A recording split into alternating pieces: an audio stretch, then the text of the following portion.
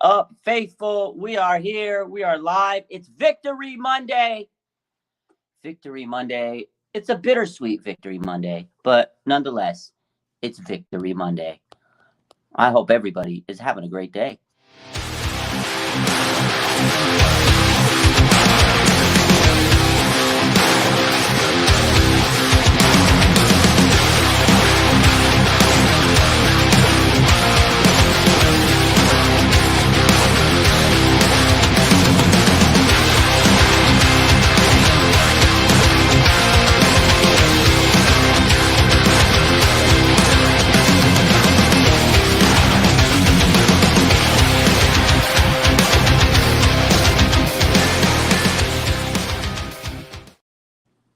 What's up, everybody? I hope you've had a good Monday. It's Victory Monday. Bang, bang. Nana gang. I'm hyped up. I'm excited. Just got done with some victory sushi. I hope everybody had their victory sushi today. It was delicious. Fins down, Niners up. Big dub. I can get used to having sushi every Monday. That was kind of nice. It was good. A little expensive, but hey, we can do it every week. Victory Donuts used to be the thing. Victory Sushi was good. But how the heck is everybody feeling? Monday, I'm hyped. Big dub, big win. This defense was incredible. I mean, I can't stop talking about how good this defense was yesterday, right? Nick Bosa, defensive player of the year type performance. That was huge, man. Like, he came in and he dominated. He had a big game, just a huge game. Came out there and he cooked it up, man. And you can't have a better game than that. 3 sacks, and he had the strip sack at the end to basically seal the deal. Dre Greenlaw picked it up, touchdown. That was huge, man. That was amazing to see my boy Nick Bosa coming out. And I kept saying it all week. I said, the key to the 49ers beating the Dolphins is getting pressure up on Tua. And they did exactly that. They got pressure on him. They cooked him. He didn't have time to throw. He was having a rough day. You could tell Tua was just very rattled. He was stressed out. He was getting too much pressure. He couldn't handle it. And Nick Bosa had that type of game that he needed to have to be a front runner of Defensive Player of the Year. And I'm excited because Arik Armstead was such a big force. The fact that Armstead was back, he was the key. Honestly, Arik Armstead coming back. I mean, you've seen it. We watched the game. You guys seen the highlights. You saw the game. He was getting doubled, tripled. He was taking all that pressure, and Nick Bosa was just able to slide through those cracks and the gaps. It's kind of like Justin Smith and Alden Smith back in the day, right? Justin Smith would take all the double teams and open the lanes for Alden Smith, and that's exactly what he did. So Christy says she's still hyped. Couldn't believe my eyes yesterday. It was great. It was fun. Unfortunately, it came at a cost. It came at the cost of Jimmy Garoppolo. Broke his foot, and he's out for the season. Now, today they had some reports about it. They're saying that he's still going through testing to really determine the severity of his broken foot. He may have avoided a Liz Frank injury, which is a really painful and tough one because there's multiple breaks. So he might have had a less serious injury. So that's good. He may not have the Liz Frank fracture, which would be that's a tough timeline. That's a tough return. I mean, he's still going to have a big recovery, a tough timeline to come back. But the fact is, if he has no Liz Frank injury, it's going to be a shorter recovery for him, which is good for him just on a personal level. I mean, obviously, he's not going to be able to come back for the season, but for him personally, to shorten his rehab and increase and shorten his recovery time, I think that's good for him. So I'm happy for Jimmy because he may have avoided an even bigger injury, right? Like a huge, massive injury. I mean, it's still a big one, but it could have been worse, is what I'm saying. And I gotta say, I got a lot of respect for Jimmy. He came out there, man, and he's battled every year. He's been out there putting in the work, and he's always had these crazy injuries every single year. It's just like, come on, man. Every year, the ACL tear, the high ankle sprain. Now he broke the foot. He had the shoulder injury. He goes through some big injury every year, and I feel bad because he battles back and he goes out there. He's a warrior. He's tough. He's tough as nails, really. And people hate on him. They crap on his name, but he continues to go out there and do his thing. And I feel bad. I feel bad for Trey because he broke his, ankle too. But the difference is Trey's 22 years old. He's going to recover. He's still got a bright future ahead of him. He's going to be the quarterback of the future, and they're going to be able to, let Trey do his thing, and he'll develop and whatever the case is. He's 22. He'll recover. Jimmy Garoppolo's 31. This was his last chance to really get a contract. He was balling out. He was having his best season of his career, and he knew it. Contract season. Let's go out there and ball. And he went out there and unfortunately had another season-ending injury. It's like he's kind of like the Jason Verrett of quarterbacks, It's unfortunate for the guy. I feel really, really bad for Jimmy. And, hopefully he recovers and, somebody offers him a contract. But I don't know who's going to give him a contract. He's had so many injuries over the years. So it's tough, man. It is very tough. And, I rewatched the game because I was at the game. You see things so much differently when you're at the game. And then you go back. So I rewatched the game. And, oh, man. So I watched the Jimmy injury. It happened so early. It felt like it was later in the game when it happened being there. But I saw the game again on the NFL app. I just rewatched it. And I was like, man, let's take a look at this. That play, I replayed that so many times, man. So Trent Williams, okay, he was having to help block on the left side, and there was a blitz coming off the edge. That guy just came off the edge. He didn't even get a chance to block. Trent didn't even get a chance to block. So that guy comes in, and he's going to get the sack on Jimmy. Whatever. If that's the only guy that comes in, that would have been fine to get the sack. I think it would, Jimmy would have went down, and he would have taken a tough hit, but I think he would have got right back up. Now, the problem is Phillips on the right side. He comes in, and he blitzes McGlinchey, and McGlinchey just couldn't hold his block, and he got sideswiped, and so McGlinchey was guarding Phillips, and that's the guy that came, and he was the second guy that was on Jimmy on that play, and then, unfortunately stepped on the ankle. You saw the ankle. It turned. Your ankle's not supposed to be turning that way. Your foot's not supposed to be twisting that way. It just was brutal, gruesome. But in any case, the guy that stepped on Jimmy's, foot when it turned, and I'm guessing it probably snapped or something cracked when he felt that pressure on it. That was because of McGlinchey's loss, loss on the play. He got beat, and then you just see McGlinchey just staring over Jimmy. And he didn't even help him up after that. I'm just like, come on, man. But that was gross. Like, if he would have just got sacked from the guy that came off the left side that got unblocked, he goes down. I think he lives to see another day. But there was two blockers that came in the backfield, two rushers that came in the back, and that second guy on the right side just blew right by McGlinchey. And unfortunately, that was the guy that stepped on Jimmy's foot. And again, when it turned, all the pressure, the force, the physics, it just ate his ankle up, man. And it sucks. And, you could tell right away when I saw the replay, I was like, oh, that's bad. That's a fracture. And they took him to the blue tent. Then he got carded. Anytime you're carded, it's not a good sign. So I feel bad for Jimmy, man. Again, he's went through so much through his career, but I wish him a speedy recovery. So it's tough, man. It was tough. Let's see. There's a couple of questions. Valentino says he should have just went down instead of fighting. As Jimmy, man, he's a fighter. He's always been a tough guy, and I'm sure he's not going to second guess it. He's tough. Again, when that second rusher came in and his foot turned, you can't predict that stuff. That's just unfortunate. But yeah, I think he should have just went down immediately. But Jimmy's a fighter, man. Jimmy's a fighter. So, you know what? Let's get this this question from Swaggy. He says, "What do you think the Niners? Do you think the Niners should sign Baker?" Basically, is what he's saying. I talked about this earlier. We've talked about this a lot. I talked about it. No, I don't want the Niners to sign Baker. Maybe you guys do. I know there's a lot of people that want it for a backup. I don't. I don't think he's good, even as a backup. I know he'd be $1.3 million. Kyle says we're good. He goes, obviously it's due diligence season. Kyle thinks we're cool. I think we're good. I just don't think we need to get Baker Mayfield. I just don't think much of him. Again, he would be a backup, but I feel like just let Purdy do his thing. He's the quarterback right now.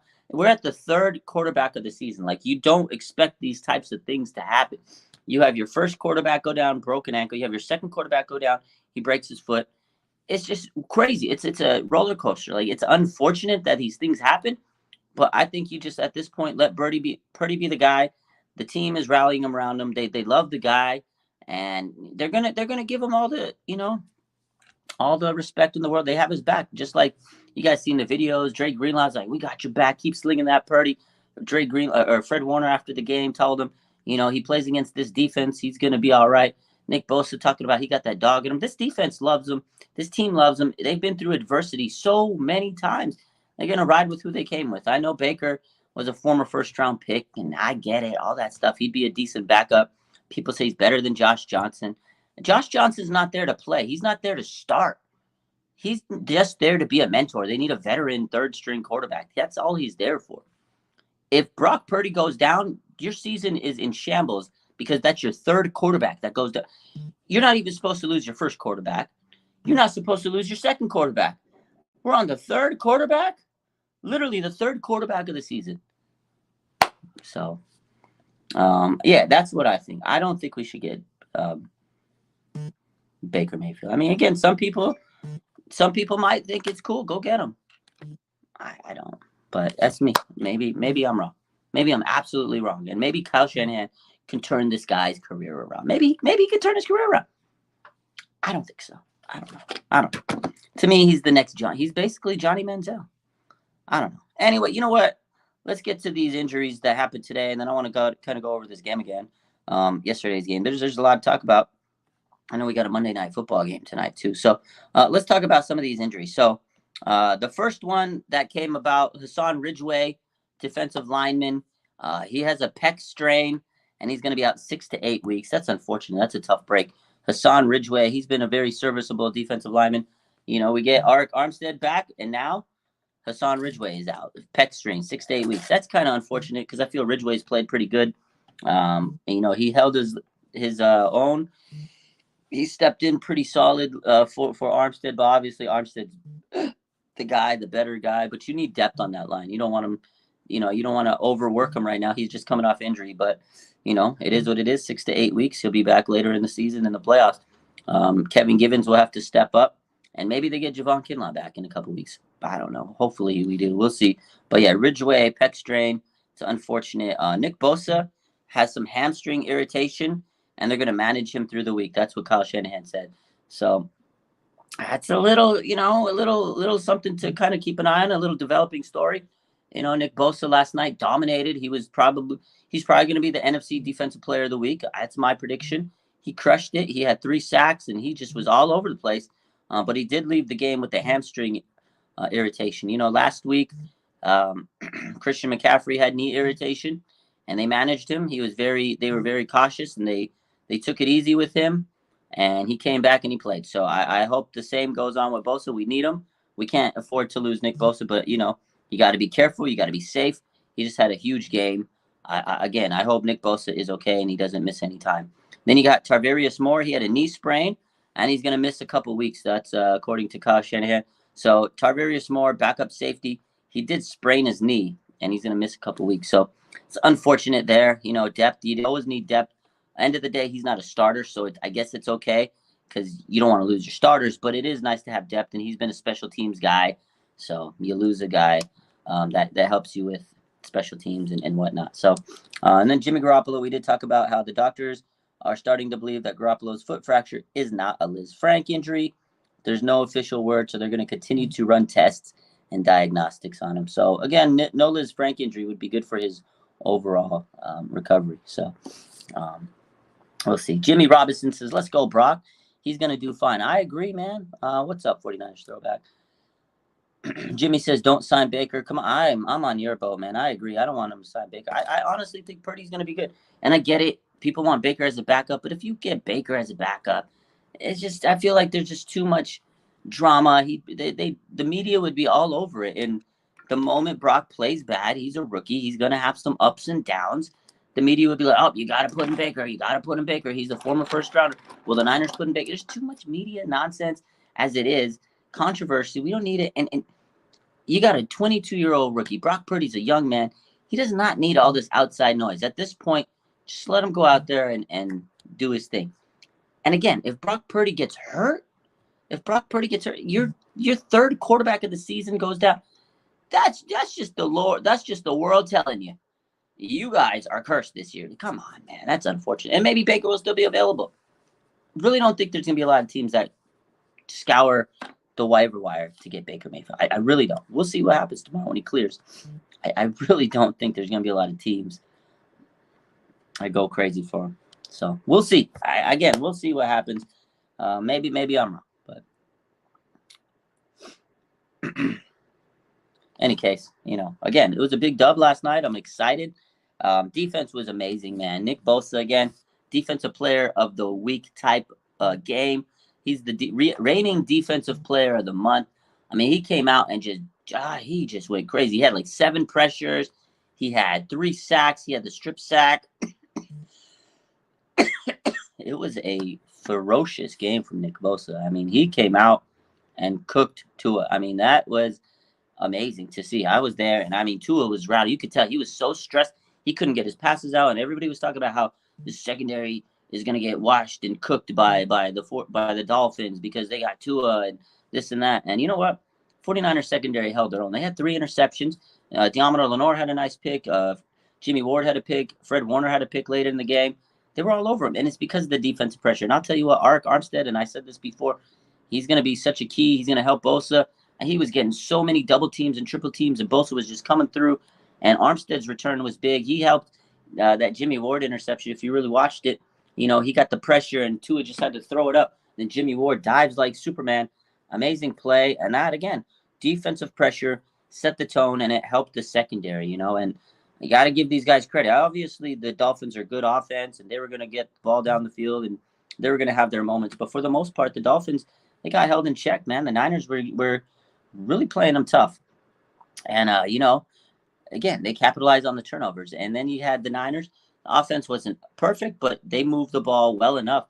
Brock Purdy comes in, and he got the ball down the field, got the ball to CMC, in the end zone. That was a beautiful touchdown. He threw him a dime before, and, it didn't go right. And he's like, boom, came right back to him. And he threw some tight window throws. He got the ball to George Kittle, and he was really spreading the ball. And you got to give credit to Jordan Mason, another big-time player that really stepped up, obviously 51 yards. He outran the duo of Raheem Mostert and Jeff Wilson. For all that hype, all that talk, war ready, whatever you want to say, Jordan Mason came out and he really set the tone, and he was running hard. He had a lot of hard-fought runs, and that's the thing. He's a guy that I feel is going to take the most of his opportunities. He knows he's not going to get a lot because he's an undrafted rookie, but when he gets them, he makes them count. He was running so tough between the tackles last night. So, yeah, shout out to Jordan Mason. And, again, I talked about Christian McCaffrey last night. I feel Christian McCaffrey was so important to this win. I mean, man, he led the team in rushing and receiving yards. Rushing and receivers. It's crazy. That was a huge performance. And Christian McCaffrey continues to show that he's just so important. He's so good for a young quarterback, safety blanket. He's that guy, that safe valve, check down guy, and he's going to make things happen after he gets the ball, man. And he did the same thing for Jimmy Garoppolo. He helped him become more confident. He helped make things easier for the offense. You just dump it off to CMC. He'll go and do the rest. I love that guy. He was money well spent. They traded. I don't care if they traded whatever they traded for him. I'm happy with it. Whatever the case is, they could have traded more, and I would have been happy. This is a legit superstar, and you could tell he loves being on the Niners, man. I love CMC. And Debo played tough, for all the people talking down on Debo last week, injuries and whatever. He really had a good fourth quarter, and he was one of the reasons they won that game. I feel Purdy got really comfortable with Debo. He started getting him the ball on those slants and, little intermediate routes, and he really, really made he really kind of brought Debo back into the fold. And he was getting a lot of big-time physical plays where the guys just couldn't tackle. It took like 3-4 defenders to tackle Debo. That's the type of Debo we love to see. He's just going to go out there. He's going to pound you, and the defenders are going to get tired trying to tackle him, That's what Debo did. He broke their will. So many big, plays to extend drives. That was what Debo did. And, again, big-time plays in the crunch moments in the fourth quarter, and that's what we need. He's a superstar. They're getting him paid a lot of money. He may not have had like a huge game, like a big stat line, but his plays were very, very critical to the 49ers winning. So, fins down, baby. 49ers throwback says we got to get Debo more involved, and I don't think he will disappoint Brock Purdy. Yeah, you're right. I definitely think you got to keep getting Debo the ball, and I think Brock realized that. He realized if I'm getting Debo the ball, he's going to get yards. He's going to fight hard, and I think that's what Debo is. He's just a hard fight. He's a hard fighter, and I think Brock Purdy was figuring it out, and he was comfortable throwing him the ball. Like those were the guys that were getting the ball. CMC and Debo, and Brock was, becoming more comfortable. As he plays more, he'll get better. He'll develop more. He's only going to get better as time goes on, and he's going to, get more chemistry with these guys. Right now, I think he really had some good rapport with CMC and Debo. I felt like he had a very beautiful pass to Kittle. That was probably the best play I saw him throw. That little short third down. I think it was a third down pass to Kittle. I mean, man, that was a beautiful throw, and extended the drive on that play midfield. That was a nice throw. I think him and Kittle can continue to develop. Now I know Ayuk didn't have the biggest game, but I feel like him and Brock just have to kind of get on the same page, and he'll be fine. So.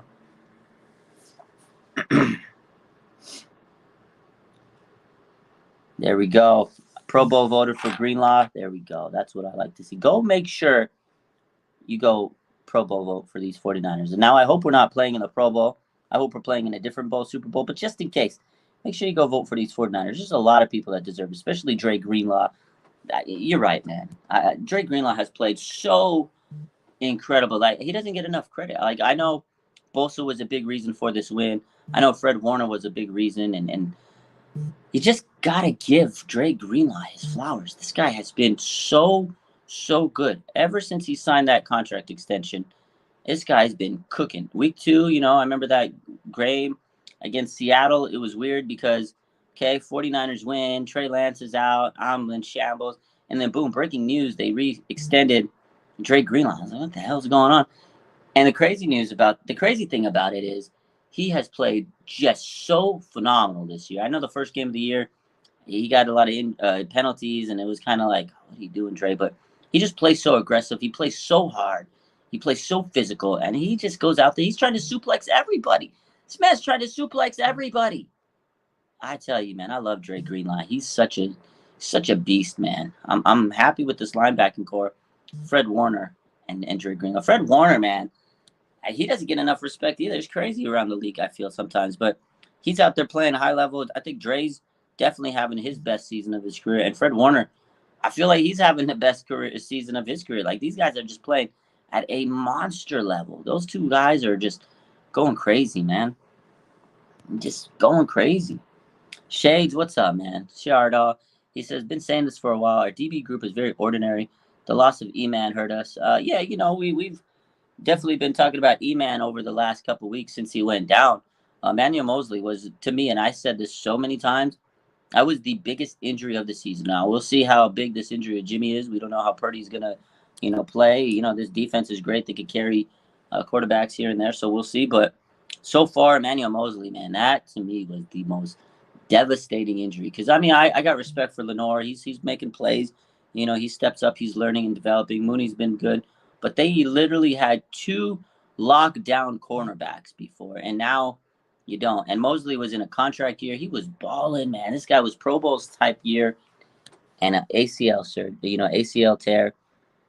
And it was just he shouldn't have even been out there at that time. Nick, that was rough, man. I hated seeing that. So I agree, man.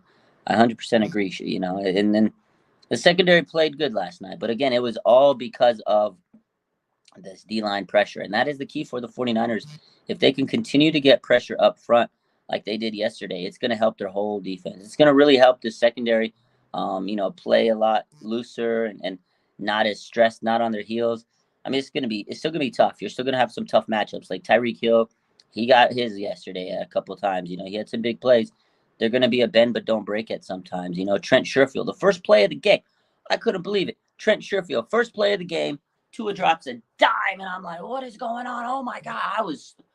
When that game started, I was like, oh, God. Oh, God. What are we doing? We're missing assignments. Come on, Hufanga, tighten up. And then they got better as the game went on. But definitely that first play of the game gave me a little frightening. It gave me I was a little scared. I'm not going to lie to you. I wouldn't lie to you. I was scared. I was like, oh, Jesus. What are we doing here, guys? What are we doing here? But they made the adjustments, and that's what I really love about this team. You got to shout out to D'Amico Ryans, man. This guy has made so many adjustments this year. You got to realize he's had a lot of injuries to his defense. Armstead went down. Javon Kinlaw went down, right? Emmanuel Mosley went down, and a lot of players. Mooney Ward went down for a week. And Nick Bosa was out for a week with the groin injury. Like he's had to really make a lot of adjustments. Steps Nebicam, he was out for a game. And they continue to just find ways. And this defense continues to be the number one defense in the NFL. It's just phenomenal, man. It's so good. It's just good to see them shine, and D'Amico really stepping it up. He's become a phenomenal defensive coordinator. He's going to be a great coach someday. He's going to be a great I mean, Christy says, I don't want to lose D'Amico. I don't either. But unfortunately, the better the Niners do, the more coaches we lose. We got great coaches over the years. Like we lost Robert Saleh, Mike McDaniel. We're probably going to lose D'Amico Ryans. And I got to say, shout out to Mike McDaniel. I know a lot of people have been clowning on the memes and this and that. I got respect for Mike, man. But you know what? Teacher versus the student. I kept saying it all week. I said, no, shout out to Kyle, man. Kyle's going to come out and he's going to take the student and he's going to beat him. He's going to beat the student because he usually beats the students. McVay, LaFleur, and now McDaniel. I know he lost to McVay NFC Championship, but for the most part, Kyle, he dominates him, and LaFleur too, he dominates him. And a lot of people were sitting here, over the week, the run game is because of Mike McDaniel. They're going to be better. Mike McDaniel he's going to cook Kyle and all this stuff. And that wasn't the case. Mike was flustered. He was cussing. He was yelling. His pouty face. There was a meme out there. There's a picture and the video where he's just like, he had like a moment. And that was Kyle, man. Kyle was in his bag. He outcoached him 100%. Kyle and D'Amico. I guess you could say D'Amico. Those two, Mike McDaniel was outcoached, man, 100%. And no disrespect. I call it like I see. He was just outcoached. But, Mike, he tried his best. You do have to give them some, I guess you give the Niners some, what's the word I'm looking for? I mean, okay. So the Dolphins were without their two starting tackles. I'll give them that. But still, man, still got whooped up. And I was just Kyle out coaching, man. A flat out great performance by the 49ers on both sides of the ball. It was a team game. And man, you gotta again shout out to Brock Purdy. He really stayed poised in the pocket. And it was good to see. The kid was very calm and he was cool as the other side of the pillow. And I liked what I saw out of him. Again, under pressure, and he didn't expect to be in there in that game. There's a lot of emotions going on. Jimmy goes down. It's like, oh my God. And he has to go out there and play. And he played pretty dang well, man. I mean, his stats didn't go through the page, but literally his first game, basically. And he won, and he played pretty damn good, man. He pretty much played the whole game because Jimmy only lasted, 4 passes? He didn't even last half a quarter. The injury was early. So shout out to Brock Purdy, man. Shout out to this whole team. It's a team effort. A lot of great players on this team. And I know a lot of people are upset and worried. They're like, oh, I don't know. There's a lot of people saying the season's over. Throw it away. We're done. It's over. Brock Purdy's not going to do anything. This is an elite team, man. You never know. Don't live on IG at halftime. Yeah, I'll be live on IG at halftime. I'm almost done with this one. I'm going to wrap up. But you can't count this team out, man. You just can't count this team out. You can't. No matter what, don't count this team out. You got a squad full of dogs, man. You got Nick Bosa and Fred Warner and all this defensive play. You got some of the best players at each position on offense and defense and special teams too. You got great coaches out there. This team is not going to fold. I mean, I know Brock's going to go through his ups and his downs. It's not going to be perfect, but I believe in this team, and I believe in the players on there. There's a lot of adversity that they've fought through. They have fought through so much adversity over the years. So I'm really not worried about this team. I know a lot of people are like, oh God, Purdy, he's not the answer. Kyle can't win without a Jimmy Garoppolo. He hasn't, but I believe in this team. I really do. And then at the end of the day, Purdy's going to get some development. He's going to be the quarterback too, most likely next year, the backup. And if he plays good, he's going to go out there and really give Trey some competition next year in training camp. This is all good for Brock Purdy, and his development. A couple of years back, Washington, they had RG3 and Kirk Cousins. Kyle Shanahan was the offensive coordinator. This seems like it could be the next RG3 Kirk Cousins. Now, I hope that it doesn't end the same way. It is kind of crazy, but there could be 2 solid quarterbacks here. So we'll see. the young Montana. What's up, man? I hope you're having a good evening as well. I'm doing well. But at the end of the day, the Niners get the dub, and it's exciting. They're 8-4. They've won 5 in a row, and they're in first place in the NFC West. Are you kidding me? December football, and we got 3 more games in December, and I know the schedule is not going to get easy. They got the Buccaneers, they got Seattle, and then Washington, and then the Raiders, and then Arizona, and then the season's done. And then you got the playoffs if they make it, which I think they will. It's going to be tough, but with Brock Purdy. But I feel like this team has been through so much adversity over the years. So much adversity over the years that this injury is not going to break them. It's not going to break them. They've been through so much. Jimmy Garoppolo, torn ACL. Nick Bosa, torn ACL. Right? Trey Lance fractured his ankle. There's been so many. Jason Verrett, torn ACL. So many injuries. Emmanuel Mosley, torn ACL. Just so many injuries. And they continue to fight. They continue to battle. So we'll see. Again, it's not going to be easy. Brock's going to go through his ups and his downs. But when he struggles, still going to have his back. When he succeeds, I'm going to keep the same energy. Again, it is what it is. They're on their 3rd quarterback of the season, man. That's a roller coaster. If you would have told me this several months ago, right before the season started, and say, hey, 49ers are going to go through 3 quarterbacks, 2 of them, Trey Lance and Jimmy Garoppolo, are going to break their ankle, I would have told you you're crazy, man. I would have told you you're crazy. Mr. International, Nick Bosa has the most sacks. Nick Bosa leads the entire NFL in sacks. You got to love it. He had 3 yesterday. 3! Nick Bosa is him. He should be the defensive player of the year. Nick Bosa, ladies and gentlemen, the defensive player of the year to me, the front runner. After last night, there should be no questions. He should be the front runner. Now, I know they're still going to make it come down to Micah Parsons and Nick Bosa. Nick Parsons is going to get a lot of media hype. Cowboys are a huge market. Media loves the Cowboys. Media loves Parsons. Bosa's got to continue to play like he did last night. Mr. International, exactly. He leads the NFL in sacks, and he missed a freaking game. A game and a half.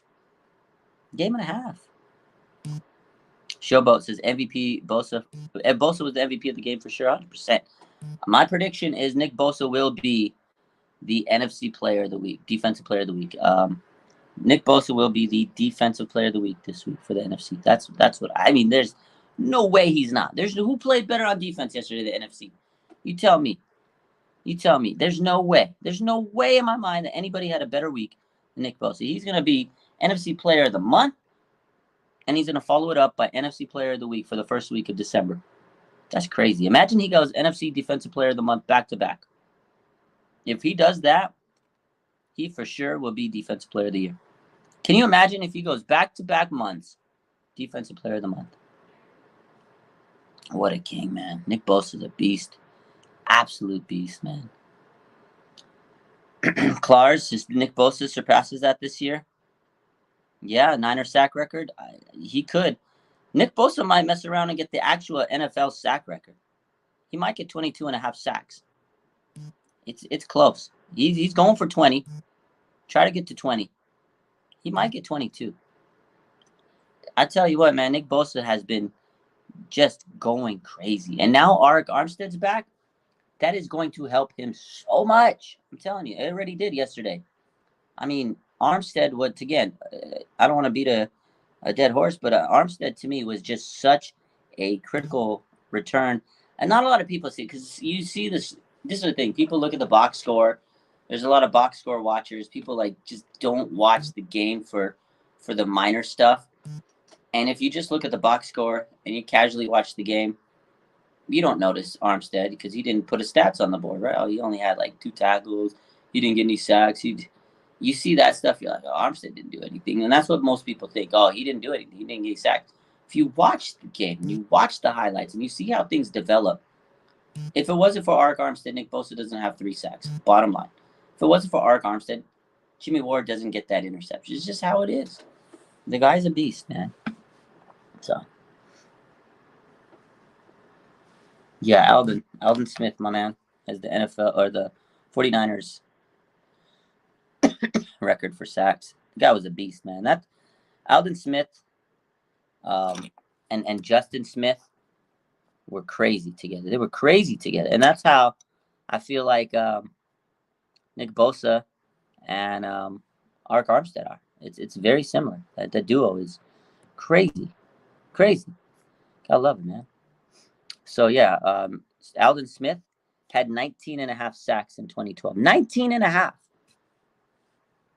19 and a half. Nick Bosa, if he gets 20, there you go. If he gets 20, he sets the team record in sacks. He's close.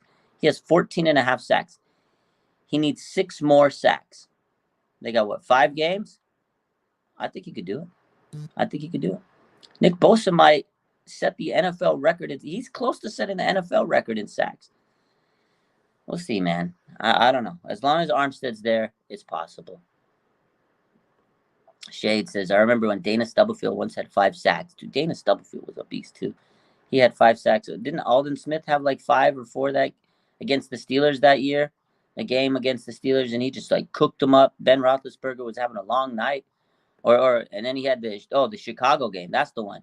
He had like 4 sacks against Chicago. Aldon Smith was a beast, man. Beast. He cooked a lot of people up. But shout out to him. I wish he made better choices for him because he could have been a Hall of Fame All-Pro. Just amazing player. But, we got Nick Bosa, and that's what he's doing. He's becoming a Hall of Fame, just phenomenal beast-type player. I love Nick Bosa, man. S. Flood says, Armstead frees up a defender, which allows Bosa not to get double team. 100%. Nick Bosa had like free reign through all those guys. It was crazy. Armstead was making Nick's job so much easier.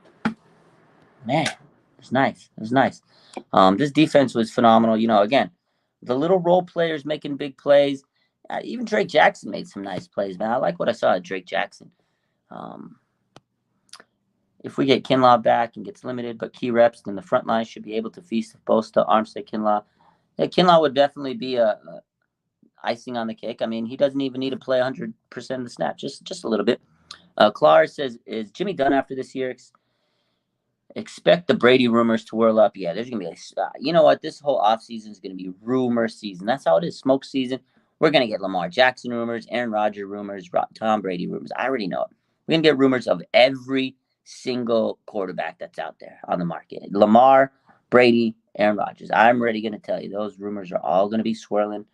It's going to be crazy. I think Jimmy's done with the Niners this season. I don't know. I don't know if they'll bring him back at this point. You got Trey Lance, rookie contract. You got to utilize it. You got to start playing him. I don't know what's going to happen with Brock. If Brock looks good, he's going to put pressure on Trey, and then they're going to battle it out. Obviously, Trey's your quarterback 1. You draft him with the number 3 pick, but it doesn't hurt to have some competition out there in training camp with Brock out there. And Kyle, Kyle's Kyle. I just don't know if anybody's ever going to sign Jimmy. He's got a lot of injuries through his career, and that's why I feel so bad for the man. He was 31 in a contract year. You could see, man, Kyle was holding back tears yesterday in that little locker room speech. You could tell. I don't know if you guys saw it. 49ers posted it. It's on their YouTube, whatever, on their Twitter, Instagram, all that stuff. But you can tell, man, like Kyle was gutted, man. He's lost 2 quarterbacks. He's stressed out, man. He's stressed out, and I feel bad for the guy. They love that guy, John. Oh, man. Jesus says Brady, Lance, and Purdy are going to be our QB next year. Would be crazy, man. That would be crazy. We'll see what happens. It's going to be an interesting offseason, but I'm not worried about the offseason yet because the regular season is still going, and we got a playoff push. Regardless of what happened last night, quarterback's done. We still got a playoff push. We still got a phenomenal team. Jesus says you could tell that he sounded defeated in the press conference. Oh, man. Press conference, locker room speech, everything. Kyle was just dejected, man. Everybody was. Like, it was weird being at the game. And when it's so hard, man, because you want to be excited for your team. You want to see them win. And when you see, like, the player go down and you're like, and you're just worried the whole game in your mind. You're like, is the player okay? Is the player okay? And then you get the updates through the game. Oh, he's out for the game. Like, oh, my God. And I had people text me that were close to the situation. Like, I had found out that he broke his ankle. He broke his foot before it got posted on the national media, before Schefter tweeted it, my boy texted me and I was like, oh, God, man. Oh, God. I was like, it just makes you sick because you're trying to celebrate. You're trying to be happy. And it was tough, man. So look at this text right here from, can't tell you my source, but let me see. Boom, right here. Yesterday at 4:26 p.m., the text comes through, broken foot confirmed by, and then da-da-da-da-da. And then no chance Trey comes back, and it says, Parag says likely surgery and likely season is over. That was at 4:26 yesterday. When did Adam Schefter break that news yesterday? Let me see. I don't remember when he broke it, but it was right before Schefter tweeted, and I was sick, and I was like, holding out hope. You know, you're holding out hope that it wouldn't be that bad, but it was, and I was just like, oh man. So, 5:00, Kyle Shanahan told reporters will require season-ending foot surgery. So that was at 5:00. Yeah. Oh, sorry. The original tweet was 4:49 p.m. So about 23 minutes before that, I found out, and I was just like, "Oh, you gotta be kidding!" I couldn't celebrate because it came right after the win, and you just feel like, wow, come on, man. Oh, are you kidding me? It just sucks. It's like when Trey went down, and then boom, breaking news: Trey, suffers broken ankle. Da da da da. I just couldn't celebrate. So, man, it was tough. Flood says, did I go to both games with the quarterbacks? Yeah, I went to the Seattle game where Trey Lance broke his ankle, and then I went to the game yesterday where Jimmy Garoppolo broke his foot, man. Shoo. Got those sources on speed. You know the vibes, man. I just don't break the. I could have broke the news before anybody out there, but I respect my sources. I'm not going to break the news. Sometimes I'm just like, oh, God. But, I respect Schefter and Rapp and, respect the game. I won't post or tweet it till the big dogs post or tweet it. So, but yeah, it's unfortunate. Gold blooded. What's up, my man? He says, who was the quarterback for the Bears last time they went? All the kid has to do is throw up numbers like he did yesterday. Didn't they have the last time they went to the Super Bowl? It was the dude from Florida. What's his name? Oh God, Rex Grossman. God, he was so bad. He was the kid from Florida, Gator, Rex Grossman. And I agree. All Brock Purdy has to do is manage the game and not make mistakes. That's all. That's the same thing we kept saying about Jimmy. But Brock Purdy has to do the same thing and stay injured. Stay healthy. Don't get injured. So we'll see. Yeah, first takes. My man says, what's up, Aaron? He goes, they're saying it isn't the Liz Frank possibly. Yeah, we talked about that at the top of the hour. That's definitely good news for Jimmy. Liz Frank would be a massive blow. That's a tough injury to recover from, multiple fractures, and it takes the injury recovery is substantial for that one. That's a terrible injury. They're saying it's not, so they're getting second opinions, and he's getting more testing. Definitely would be good for Jimmy. It'd be a less recovery time for him, and just good for him personally. So we'll see. Again, they're still getting tests to figure out an optimal diagnosis, but either way, he's done for the season, and it's just dejecting. It's frustrating, but yeah, it definitely would be better for him if it's not a Liz Frank injury, because if it's not, he can make a quicker recovery. He can get ready. He'll be ready for training camp wherever he goes, whatever he's doing. Whatever happens to Jimmy, it'll be better for him if it's not a Liz Frank. And that Liz Frank can give him. It's going to be definitely a harder recovery than if it's not. So we'll see. We'll see what happens. But in any case, I'm going to go watch some Monday Night Football. I guess the game, I didn't even realize it's been on for about 15 minutes. But happy Victory Monday. It is a good day. Bittersweet Victory Monday, because the injuries. You always hate when you have season-ending injuries to a player. But, this team's going to rally behind Brock, man. And that's all we can. That's literally all we can do. It's your third quarterback of the season. What a wild season, man. What a weird, crazy, tumultuous roller coaster. Like it's just crazy. Like you don't expect these things to happen, but it did. Crazy. Showboat says, you see Trey get the ball for Brock on his first touchdown? Gotta love that, man. Trey Lance, good dude, man. Good dude. Klars says no chance he returns. No chance, man. No chance. Anyways, I love you guys. Have a good night. Bang, bang. Not again.